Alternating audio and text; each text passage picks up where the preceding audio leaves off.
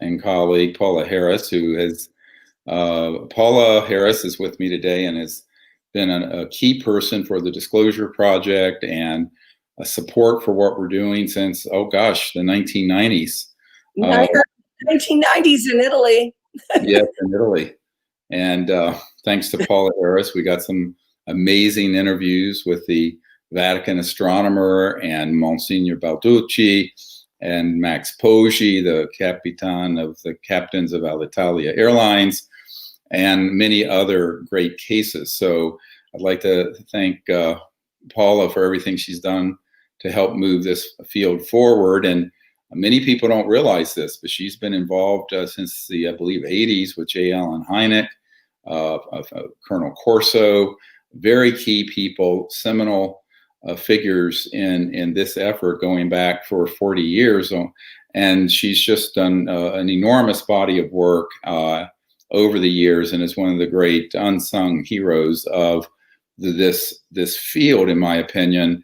And she just consistently does amazing work. She's also become really adept at doing close encounters of the fifth kind and making contact.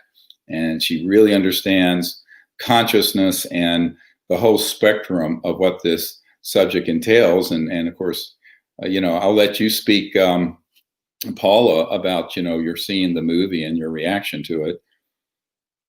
Well, first of all, let me say that we do go way back, and I support your work, Stephen. My God, we're on the same wavelength, and we've been at it a long time.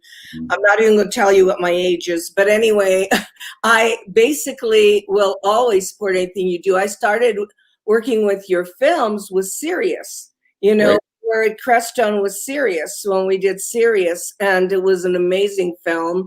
And then I helped Michael Mazzola with a little bit with an acknowledge. But this film, when I saw this film, I was telling Stephen, look, call me about this film because it's probably the best film I've ever, ever, ever seen on this subject matter. And I'll tell you why.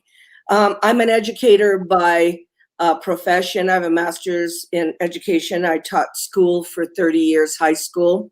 I taught at the American Overseas School of Rome for 15 years, and I taught here in Boulder, Colorado. And when you try to present material to an audience, you have to present it in a certain way. And Close Encounters of the Fifth Kind is that kind of film. It starts with nuts and bolts. It starts at the beginning with the actual cover-up. It has the actual people.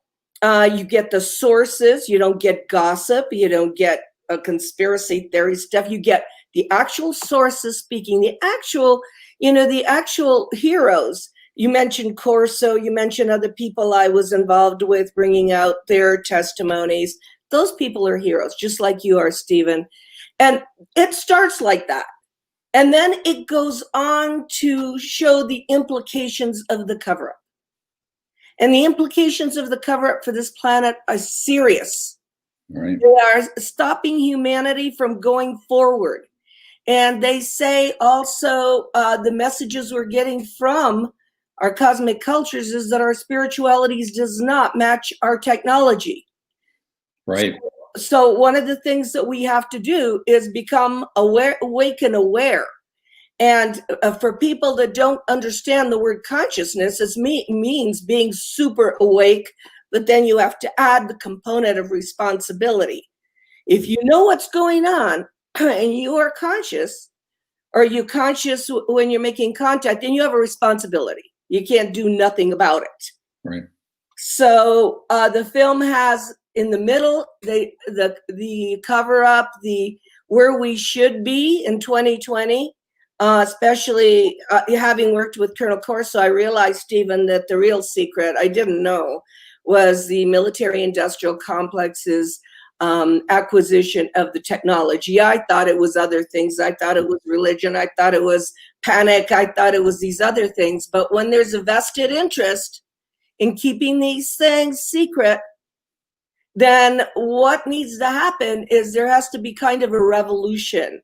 And with the vested interest in the military-industrial complex, and I must add also that because of what I know with what happened in Italy, when you're looking at the New York Times and everything, there's an agenda behind every single solitary disclosure piece. And it isn't necessarily for the raising of consciousness for mankind. The very end is what touched me, Stephen. I was so emotional, especially when you used Colonel Corso's words at the very end, "New World, if you could take it." I started to cry. I was totally still. I tried to understand the implications of that film, and it came across. The message at the end was what really made it different from like Unacknowledged and Serious. So this film is Graduate School of Disclosure. This film is very spiritually oriented, and this film affects humanity. This film really affects people. Well, we've had so many great folks who, from all walks of life, who've seen it, who've reached out to us from every country. And, you know, I recently heard from Demi Lovato, who's a pop singer who was just completely taken by this and we have a new app out that, I don't know if you know this, Paula, that lets people network with each other in their own communities to form contact groups. And it's called the CE5 Contact app. And apparently she had gotten it, and on her birthday a few weeks ago, used it with a few friends and had an amazing contact experience. So what we're finding is that people from all walks of life are doing that. And this is why, you know, that whole last part of the film is about the science of consciousness, non-locality, where people in meditative states and in higher states of consciousness affect those around them, that those people don't even know they're there, but it affects how they think and feel in a way that's very positive, that is evolutionary. And that's that 1% effect that we talk about. But now what we're trying to do is reach that 1% of the global population, which is about 80 million people.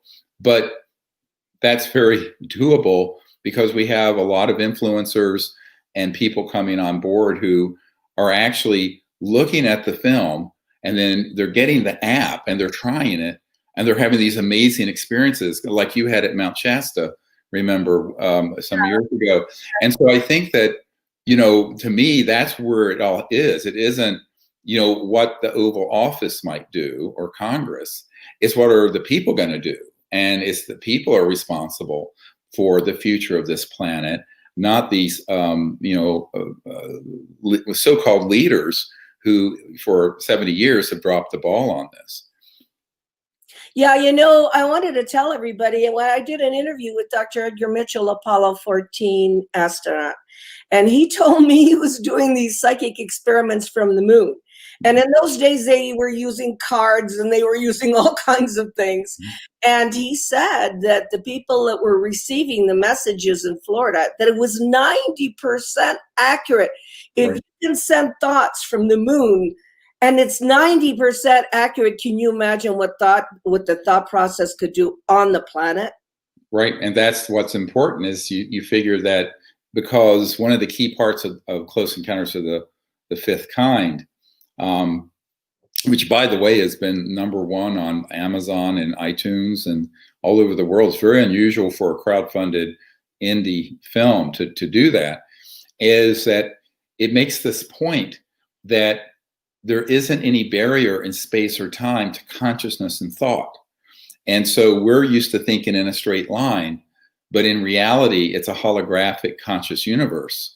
And those words, what that means is every point in space and time is connected to every other point on a deep level of these dimensions of consciousness and thought. And that's what these ETs certainly understand, because they're going beyond the speed of light among star systems. And so if we're going to be ambassadors to them and contact them, we need to understand this paradigm of how the universe actually functions. And that's why, you know, those experiments that were done at SRI and with Russell Targ, and then what Edgar Mitchell shared with you is so important.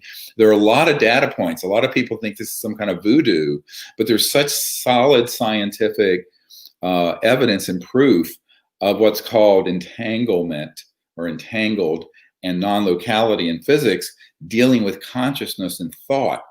And of course, you add to that that the ETs have devices. And you've seen many cases like this where people will see there'll be a little box or something, and the ETs are actually transmitting and receiving thoughts. So they not only can do it innately, telepathically, they have technologies that interface with quanta of thought, a discrete thought that's intended, a clear intention. And that's why the 𝗖𝗍 protocols actually work, is because it's actually based in a science. And some of the, of course, people would say that science goes back to the ancient Vedas and the ancient teachings of native cultures and the Aboriginals of Australia with dream time and what have you.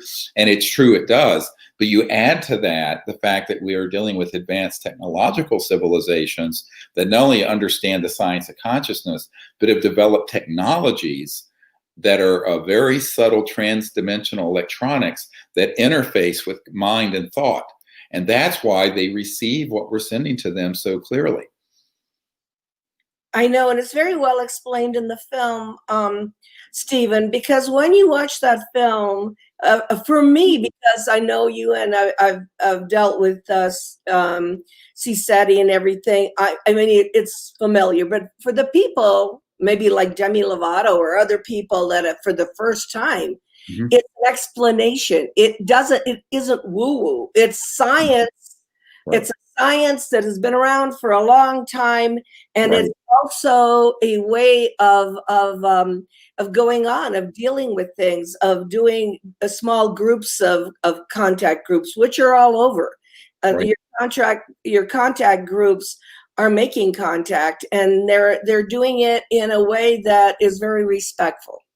Right. It's not like watching dolphins at SeaWorld. It's very much an honoring of the civilization's presence, not only in our past, but in our current world and future, and with the objective of us creating sort of a global movement of ambassadors who are humans to these civilizations in a way that's peaceful. Because, you know, I always tell people, we take a couple steps back and you begin to realize that, my God, how have they been dealt with since World War II? Shot at, downed, vivisected, killed, tortured, denied, ridiculed, caricatured in the sort of the worst sort of fascist ways, racist ways that you'd see right out of Nazi Germany, is how most of ufology portrays aliens. So, and movies, Hollywood, like Independence Day and all these sort of fear-mongering things. So there has not been a global response that is responsible, but also enlightened and encompasses the correct paradigm, understanding the physics and the science of consciousness, with it being linked to a purpose that's peaceful, that's going to lift all ships and help humanity, but also help the cosmos, because the Earth is interwoven into life in the universe, and what happens on this planet is actually of great consequence elsewhere. That's actually true, and most of my work now, because of the Disneyland factor in ufology, and you know, I'm an educator. It's really hard on me to see like little gray aliens all over the place. I will tell everybody that Colonel Corso told me that what they were most worried about was not the clone or a clone. They were worried about the human type beings that could have created them, and that most of what they considered, extraterrestrial was human type. In other words, could walk. He said we were afraid they'd walk in the halls of the Pentagon and we wouldn't recognize them. He actually said that. So when I started doing the work, first I started on giant rock, all the giant rock contactees, the 50s and 60s. Right. I did extensive work and realized that was all real back in the 50s and 60s, before the Betty and Barney Hill abduction, which changed the face of everything. The Latin Americans are having contact with these space people walking off ships, and they're seen by 5, 6, 7, 200 people. So whatever is visiting, that used to visit Southern California, or you know, here in the 50s and 60s has gone to Latin America, mainly because the people have a different view of contact. I mean, they don't think anything of it. You know, I was in Peru and I was with Ricardo Gonzalez and we were shooting a film. And what happened was I went into the bed and breakfast where I was. This older lady was cooking and I said, did you ever see anything? And she said, oh, yeah. She said, from that mountain, 2 space people came down and talked to my children. Sure. Yeah. I said, they talked to your children? And she said, yes, they talked to my children. She said, we didn't think anything of it. Then they turned around and walked away. Now, she knew they were space people. They did not put them on television. They did not, you know, do anything special with them. They did not. They just said, it's normal. I mean, that's what we have going on here. And this is Peru. I've been to Chile and I've been to Argentina and Colombia. And in Colombia, there's a whole culture of contact down there. So, you know, I think people think, well, you know, we're just going to see lights in the sky. No, there's not just lights in the sky. You're going to see people. You're going to see interdimensional people. You're going to see all kinds of manifestation of consciousness.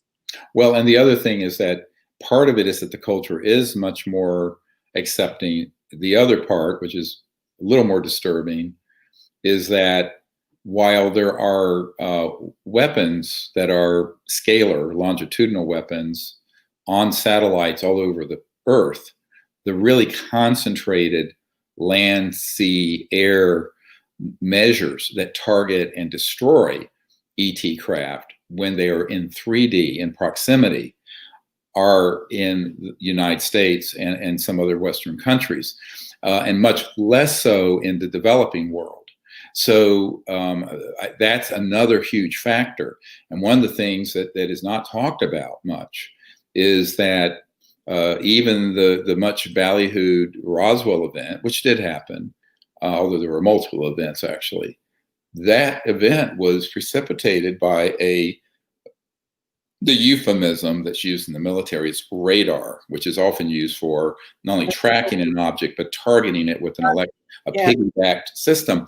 And there's this memo, as you've seen, that we put out years ago from the FBI that was from a field agent, 𝗖𝗘𝗱, who was writing about the Roswell and the crash and said that it occurred after they switched on a new, quote, radar system at Roswell that caused these objects to get scrambled and were downed because they were in full 3D in 1947.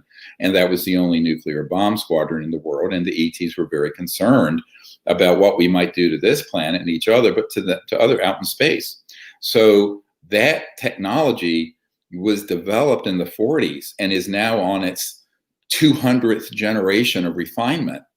And so this is a big national security crisis. A lot of people don't know that when I briefed the head of the Defense Intelligence Agency some years back, General Patrick Hughes, who's a 3-star, he had been denied access to these projects. But when I went to the briefing, the central purpose for the briefing was because he didn't know that there were covert operations and even unacknowledged projects within the Defense Intelligence Agency that were denying him information, that were targeting and were working with a group to kill these ETs and their spacecraft and down them, to study them, but also just in acts of hostility from humans towards them. So I find it very comical that the whole media thing that's going on now with TTSA and also the New York Times, CNN, that, you know, the release of this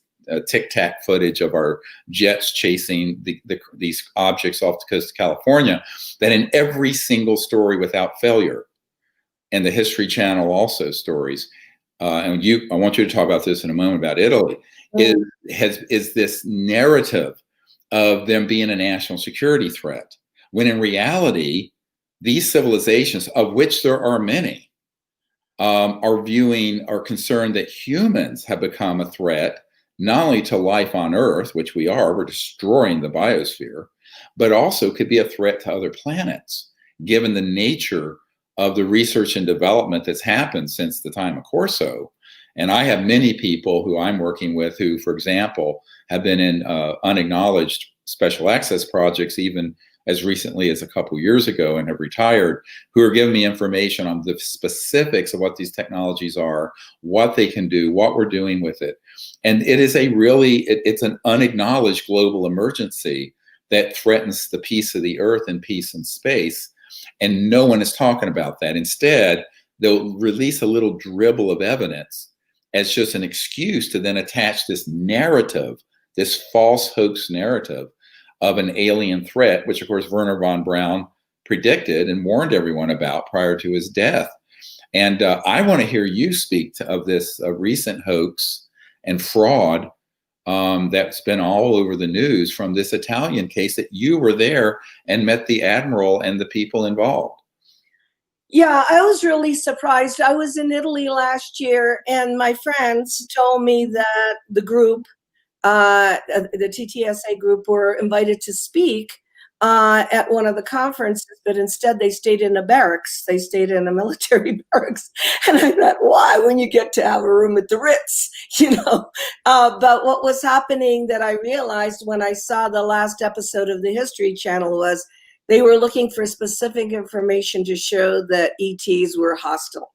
Right. And one of the situations they used was a case that, you know, I left Italy. So just keep in mind, I left Italy permanently in 2007. So I was in touch with everybody there. So one of the cases they used was a case of 𝗖𝗘𝗱 in Sicily. And 𝗖𝗘𝗱 had a mystery kind of phenomenon where there would be balls of light coming out of the water that would interact with the electrical appliances and the houses would catch on fire. So I was interested in that case, and I was working with he wasn't an admiral then, with a man from the Navy named Bruno Vetruccio, and we were very good friends. I mean, we used to go to dinner together. I knew his wife.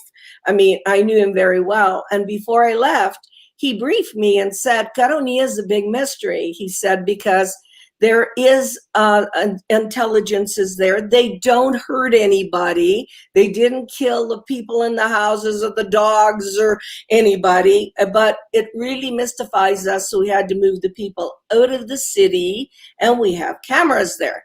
Well, last year I'm watching television, the same guy is telling our people, or the people that are, you know, were there, the TTSA people, that there was a shoot down of a helicopter by a UFO. So I'm going, how can he brief me? And actually he briefed me in the cafeteria of the Naval Academy downtown Rome. I mean, we were sitting there talking with all these Navy people around us. They weren't listening, but he wanted to tell me that it was a mystery. And then the next thing I hear, there's a shoot down of a helicopter by you. First of all, why would a UFO shoot down a helicopter? If people had a half a brain, they'd ask themselves, what is the use of shooting down a helicopter? And it wasn't even shot down. The blades were melted. And the pilot walked out. So the pilot isn't dead. The blades are melted. But he showed this photo because it was proof. For a lot of people, photos are proof, right? So this photo of a UFO and that same helicopter. And all the people in that episode are my friends. I just had dinner with them, so I knew who they all, you know, some of them actually. Yeah. I'm not going to mention names, but you met about two of those years ago when you were in Calabria. Right. You met two of those people. And I'm going, what is the purpose? What is the agenda here? Mm-hmm. Because to even announce something like that, there has to be an agenda. There has to be a reason. It's not disclosure. I mean, are you kidding? We have disclosure. I don't know where people are coming from. We've been talking about this for years. If people read books, if they want to get educated, if they watch the we have disclosure. We don't need the president of the United States saying there's UFOs or even gun camera footage. I mean, you just look at Clifford Stone's testimony, my God. So what are you, before we divert, what is this? So when they, you know, this thing that happened with the TTSA, it seems to be a pattern where they'll take what could be a totally benign sort of situation, create this alarmist national security threat, attached to the supposed evidence.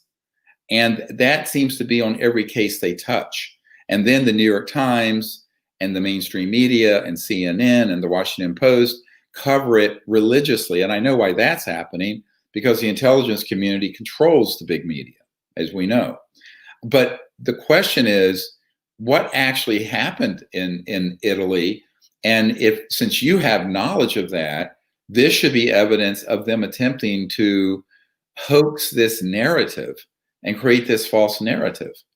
Well, you know, there's an agenda, and the agenda is that they went to Harry Reid, they went to Congress, they went to Marco Rubio, they went to all the people that are looking for appropriations for, you know, the next card that Wernher von Braun talked about, you know, the next card.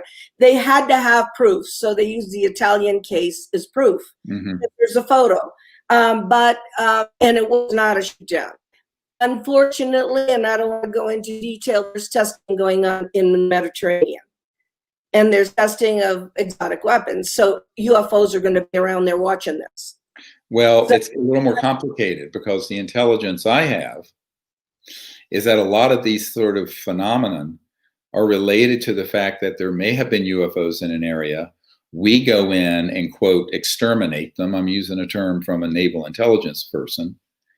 They then set up some of these classified high-tech human weapons to create phenomenon as a decoy, and then can stage things that look terrible. And this is exactly, by the way, what I think has happened with a number of these cases that are coming out. It's quite likely that this tic-tac object is a Lockheed Skunk Works experimental anti-gravity vehicle, as opposed to anything extraterrestrial that has been all over the news from the Pentagon. And we also know there's a very famous place that fell into the hands of people in the intelligence community and military and paramilitary operations like Bigelow Aerospace, called the Skinwalker Ranch. And many years ago, there was some amazing contact and phenomenon happening there. I know people who were there when the Skinwalker Ranch got embedded with counterintelligence operatives, who then created or simulated similar, but not exactly the same kind of phenomenon, but in a way that would be scary, to sort of hijack that phenomenon. So what you find is that wherever there's a legitimate ET events happening, they will then go in and do a destroy, search, and replace it with something that are extremely high-tech, covert, unacknowledged technologies will then simulate. No one in the UFO subculture is talking about this, but it makes a great deal of sense if you're trying to create two things. One is you manifest a cover for the real ET stuff and cover it up with something that you're controlling as a human intelligence operation. And the second is you stage it in a way that creates phenomenon that's very spooky and scary, because that will then be attributed to the aliens, quote unquote.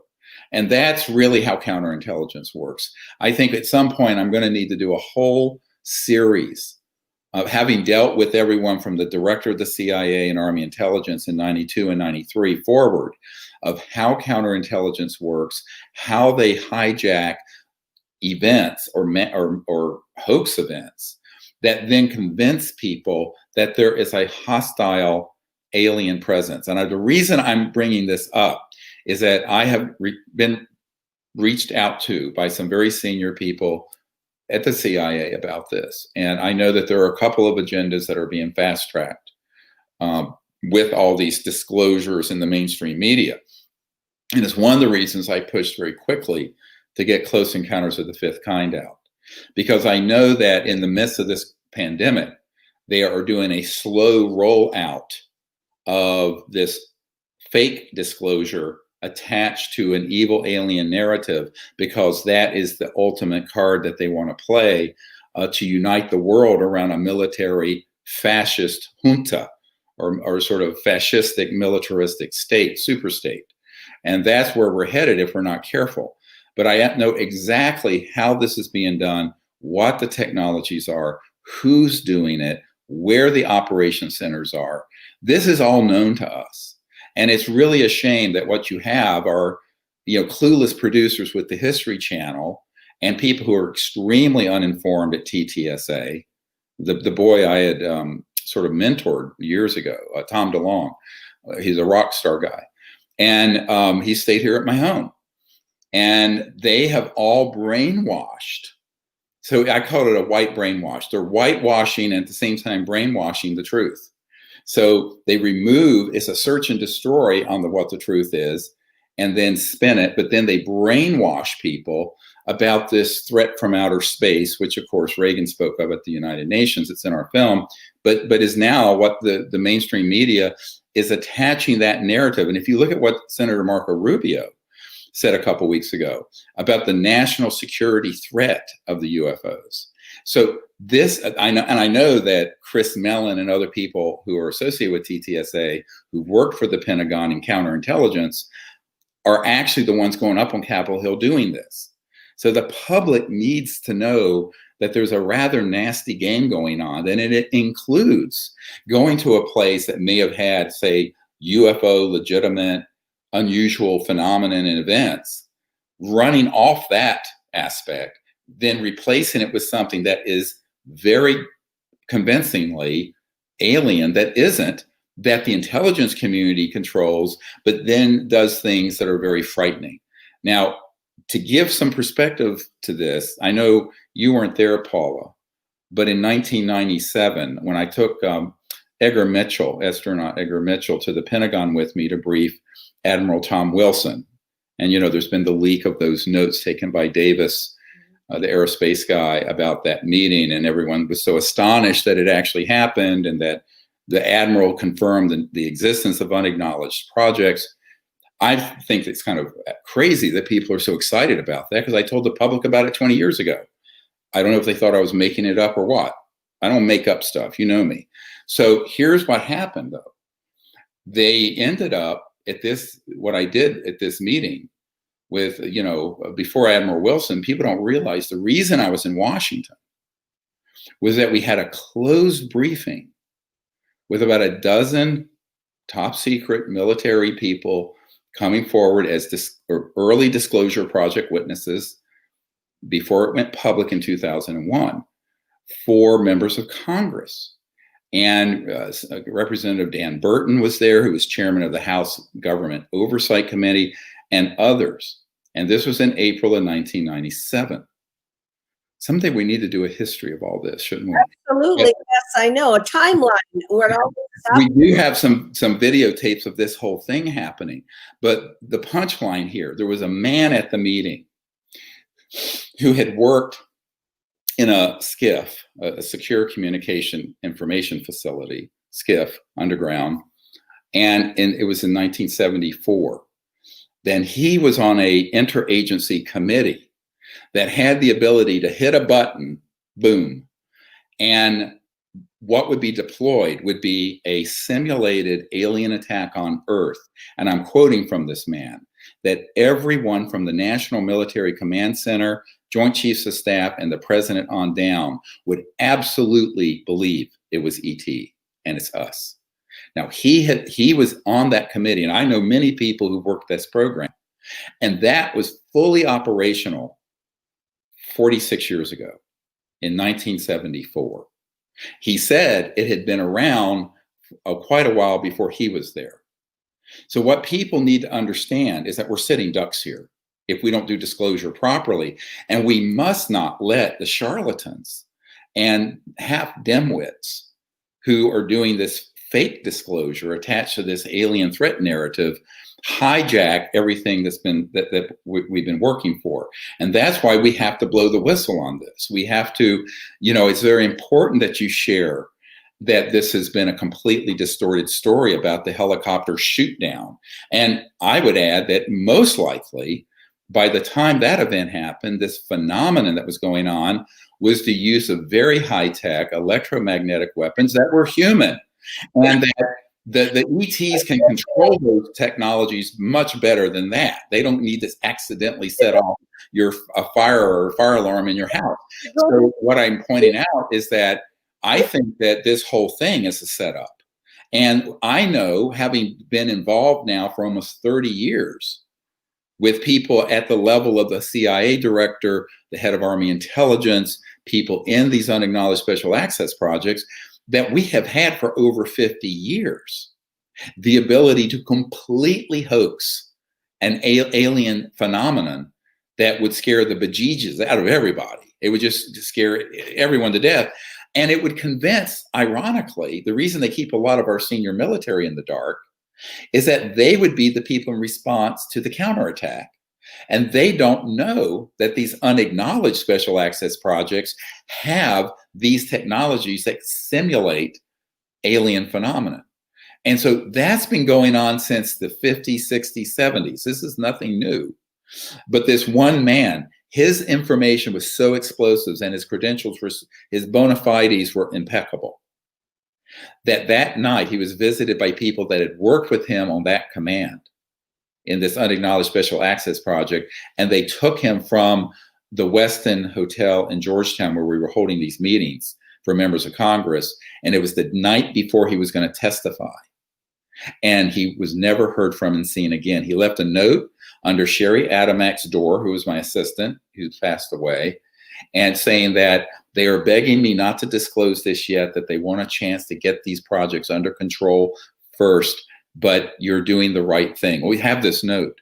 And this is from a man who was in the operations center on an interagency committee in 1974, who could fully stage convincingly for the whole world an alien attack. The public, everyone needs to grab this clip of this YouTube thing of what I'm explaining right now and put it viral everywhere, because the public have to be aware of the fact that we have the ability to hoax this stuff.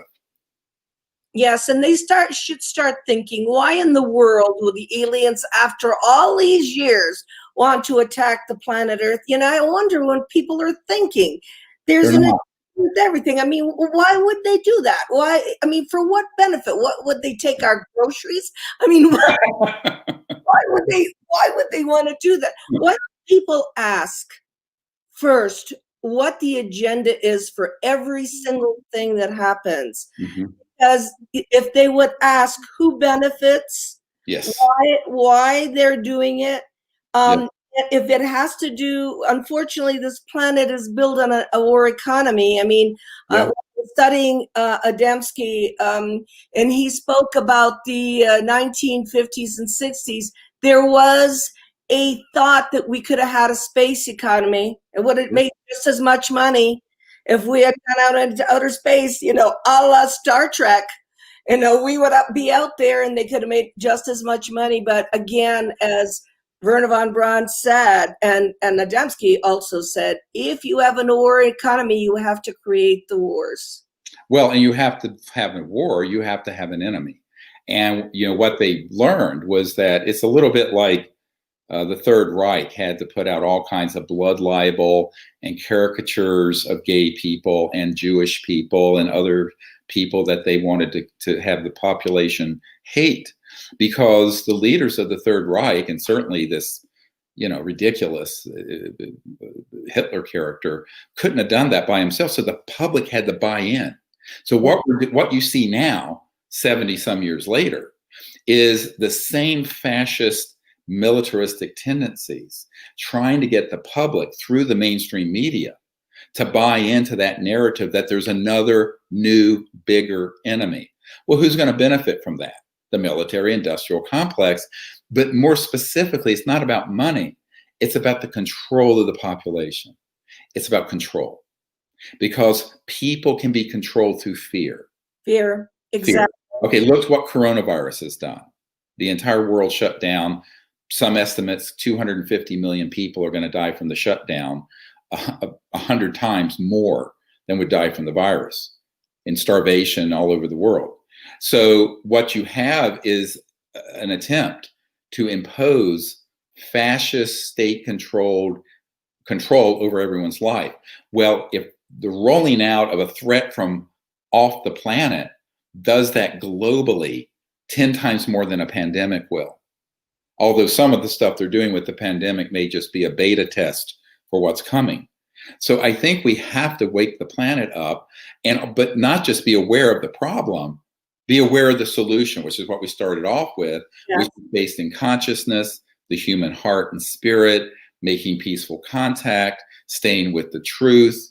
These are all things we have to redouble and redouble again our effort on, because frankly, I don't think there's a whole lot of runway left before we run out of runway and crash here.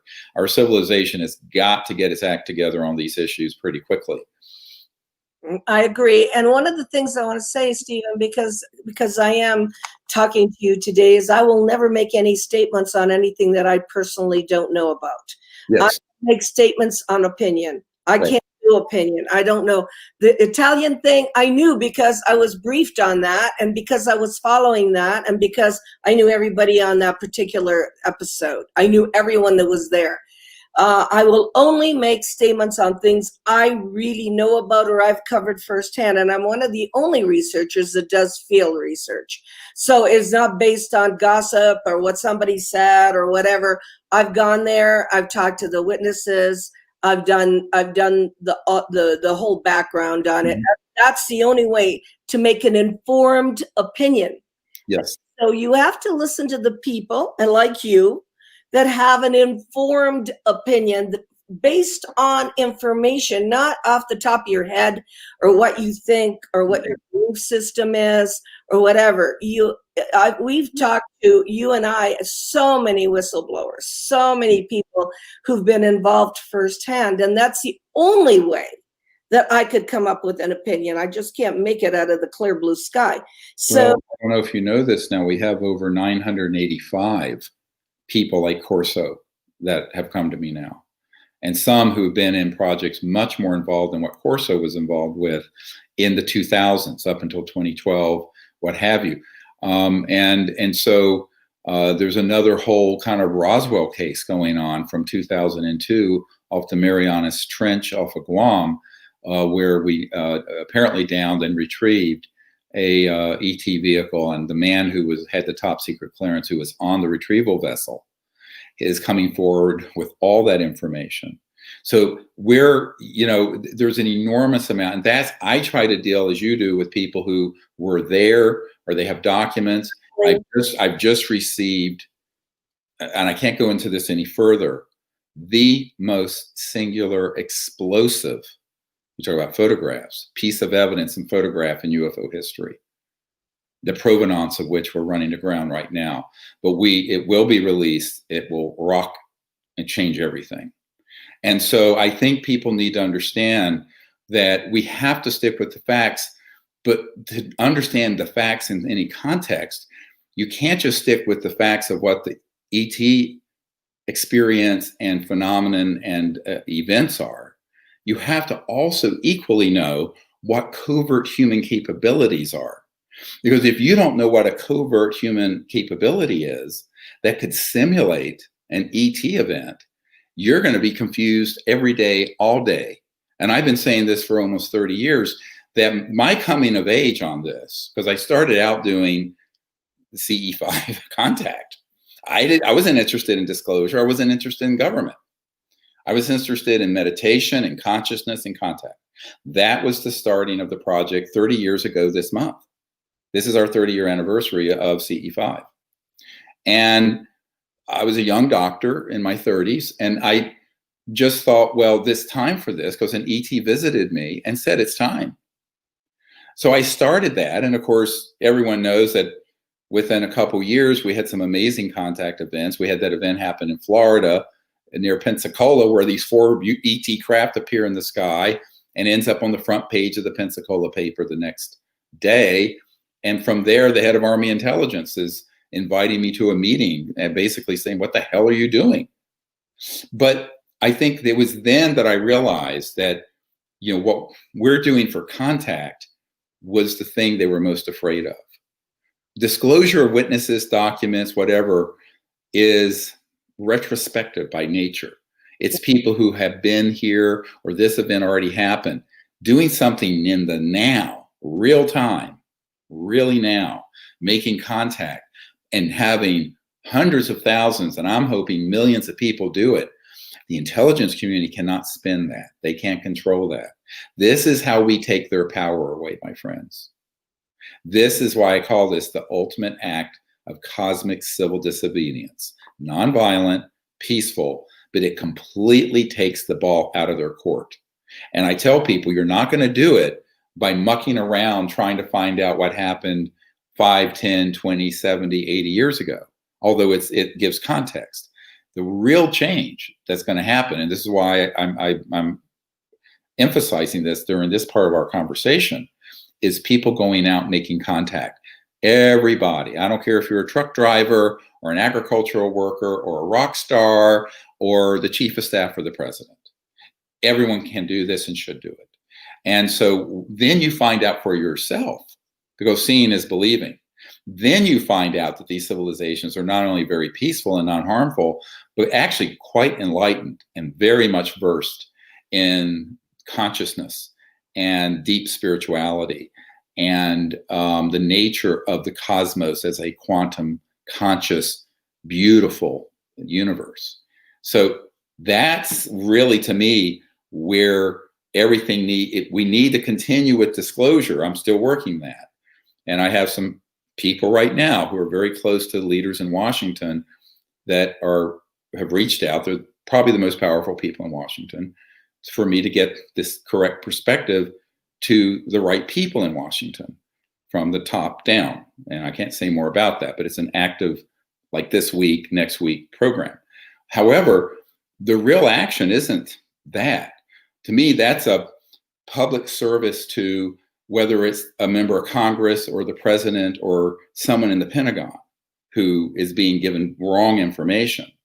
But the real action is we, the people, taking responsibility for the planet, going out, making contact, and creating that morphogenic field, this living field of consciousness with that 1% effect, where it shifts all of society. That's why I love that 1% phenomenon that we feature in the film Close Encounters of the Fifth Kind, where 1% of people meditating in a town and crime rates go down and violence go down, ER visits, I'm an emergency doctor, go down. Yeah. And this coherence in the field of consciousness that grows by only having 1% of the population doing that. So like in America, that's about 3 million people. Well, we should be able to find 3 million people who can wake up to this. And that would transform the world's biggest superpower. The message in Shasta that I got, and I don't want to go into detail, was the message that I got was one sentence. If you you mean?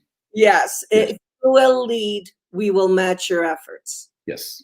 I've said that for years. One sentence. If you, and it wasn't me. It wasn't me. It was humanity. If humanity will lead, we will match your efforts. It means for every one step you take, we will help you with 2 steps. Right. So what happened with me is they knew I was going to start writing. They knew I was going to start speaking. They knew I was going to be responsible. It was not about me. It's never been about me. But right. That was a contact experience where I was given that message. If you will lead, we will match your efforts. So you're not alone. Correct. We aren't. And that's a really message I've gotten all along since my first contact in 1973, when I had just turned 18 up in the mountains of North Carolina. And they, a lot of people, everyone from Larry King to the CI director have asked me, why don't they just land at the Super Bowl game or at the White House? And a lot of people say, why do we have to do that? I said, because we're the children of Earth. They want to be partners in this, but they don't want to do something that looks like an alien invasion. And let's face it, this is the other problem. There has been 70 years of disinformation and false defamation and caricatures of ETs that everyone has been drinking that Kool-Aid. Everyone. The abduction groups, the mutilation groups, UFO lore, Hollywood movies, Independence Day, Alien the movie, on and on and on and on and on. And everyone's so totally brainwashed that if they were to do anything too frontal, too out there, immediately the media and these covert programs would seize on and say, see, we're being invaded. So look, with my meager IQ, if I have figured this out, I can tell you the ETs have figured it out because they're cruising around with IQs of 400 or 500. All right. Top of the scale for humans is 200. So, so being quite blunt about it, people say, yeah, I'm like, a kindergartner. But so I tell people we have to understand they know the milieu, the environment of the earth has been poisoned on this subject so badly that we humans are going to have to lead the effort in not only making peaceful contact, but opening up the world to their presence in a way that doesn't trigger this militaristic false narrative that we see rolling out before our eyes. I mean, Paul, every week there's a new article in the mainstream media about the UFO subject with somebody in authority putting it in a national security threat sort of paradigm. And so we're going to have to quicken and increase our efforts, obviously. Well, that's what I was going to ask you. What should we tell everybody in the time remaining?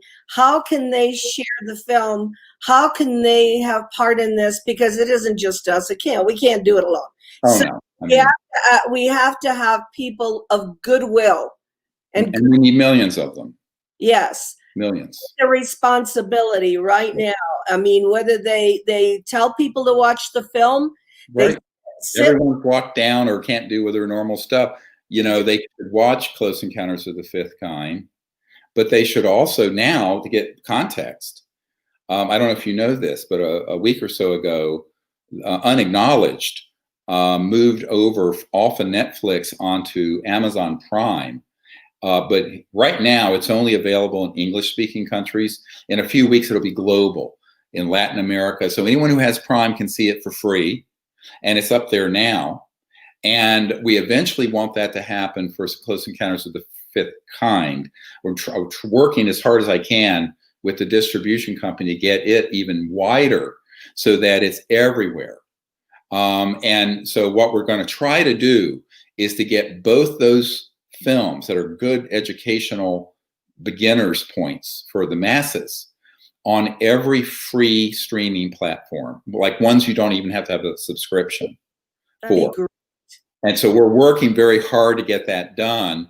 And that's going to be coming out more and more this fall. But I think in the meanwhile, everyone should get folks to look at both of those, Close Encounters of the Fifth Kind and Unacknowledged, but also get the app. The app is actually what we added to this new app. It just came out a couple months ago. Is that now, if you get that app, if you have a smartphone, you go to it's CE5 Contact app. You can actually see who's in Boulder, Colorado, that is doing or interested in CE5. So you can.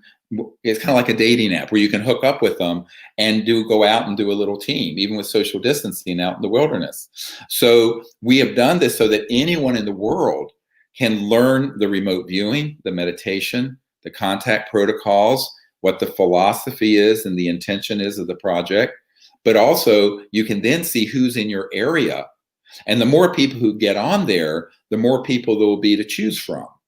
Because in some areas there might be 500 people, but you only want to meet up with a few people who are on your wavelength and that you're harmonious with.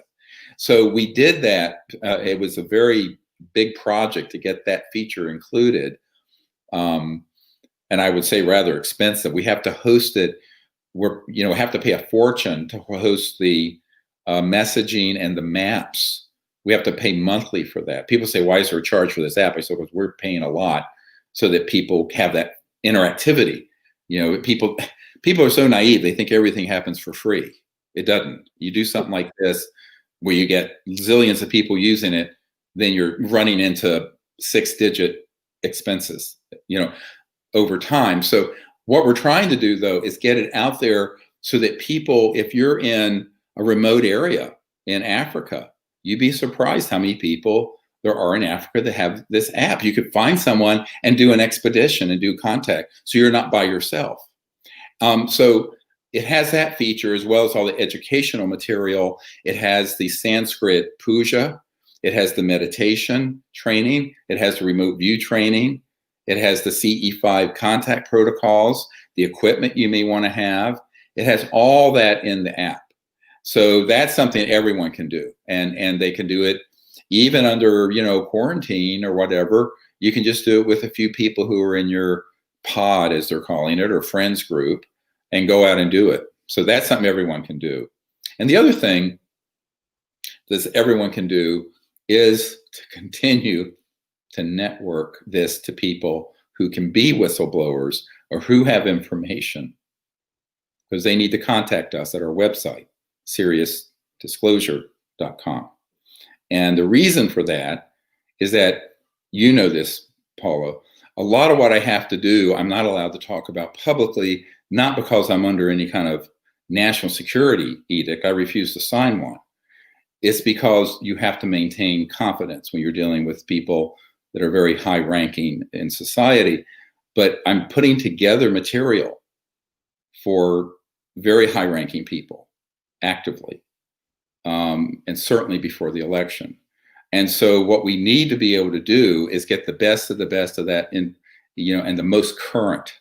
So that's another appeal I would make to people, because if you just scratch the surface of programs and people who work in programs, there are tens of thousands of people who worked in these underground facilities over the years and dealt with this issue. And they need to know they can come forward confidentially. I have never violated a confidence, and get us whatever material, information, documents, or just their own knowledge to us, because we really need that, not only to eventually, educate the public, but to educate policymakers and decision makers who are being inundated with hoaxed material. They're being inundated with this History Channel rubbish and TTSA spin. So that's what our leaders are being inundated with, and it's really dangerous. So we need to do something that is gets the truth to those people. Well, I'm on my way to Crestone in about a week or so. I have 5 acres in Crestone. That's after I did the movie Sirius. I went and bought land up there. And yep. I'm going to do what I can do on a subconscious level, on another level, because I think we need to quiet our minds and make this a serious situation. Right. So it's like Close Encounters of the Third Kind changed my life and started me on this path. I really recommend to everybody the movie that I love the most, and that's Close Encounters of the Fifth Kind. And that's where the action is, people doing it themselves. Mm-hmm. Yeah. Well, I hope to see you soon. Me too. We're still, just so as a programming note to everyone listening, we're still, from lockdown, trying to figure out how to do a belated party event. We're working on it. We've had some false starts and then found out we couldn't do it. So given the restrictions with COVID, we're trying to put that together. I know there are a number of people who were wanting and expecting to come. Certainly Paula was. But as soon as we have a venue locked in, and it's set up so it can be safe and meet all the requirements of the state, local, federal requirements, we'll announce that if we can make it happen. We're trying very hard to do so. I know Paula's lobbying to do it. I know. I want fireworks. I told you. You don't want to hand fireworks to me. I'll blow up the stage. But no, we got to do it big. We could do a tailgating party with fireworks. Yeah, we can do tailgating. Well, that's the other thing. If anyone lives in, the Las Vegas or Phoenix area, who knows of a drive-in that we could rent for a night, we could do. I like joking about the fact that, because I'm, as you know, Paul, I'm poor white trash. I grew up North Carolina with no money and living in a shack, a 2-room shack with no heat, no air conditioning. Anyway, so drive-ins were all the rage when I was a kid in the 60s. Oh, me too. So now it's become the rage again. Garth Brooks is doing a whole tour with the drive-in. So if anyone can help us find a place that we could, just sort of rent the whole place for a night. We could set up a stage in front of the drive-in. Everyone could be in their cars, and we'll have some huge fun thing outside. I think that's kind of what we're thinking of trying to do. That I think it'd be a great deal of fun. But if anyone has a direct way of finding a place for us pretty soon on that, obviously, the winter is going to be coming, October, November. Once you get much past then, it's not practical to do an outside event. But if someone can help us find a place, or knows of a really good place, and we probably would want to have a place that would hold 250 to 500 cars in that range, because you could have 3 or 4 people to a car, and it would be a fun event. So I just wanted people to know, I know a lot of people listening were planning to come to the premiere. Some people are going to come to the after party. That obviously got canceled in April because of COVID, but we're trying, folks. So it's not that we haven't forgotten about it. Keep the faith. I think we can do this. All right. All right. Thank you, everyone. And I appreciate everyone tuning in, and just spread the word. And you can share this link to this interview. And I just want to thank again Paola Harris, who's just an amazing researcher, a brilliant mind, and a great friend. Thank you so much for being with me. Thank you, Stephen. Anytime. All right. Goodbye. Bye-bye.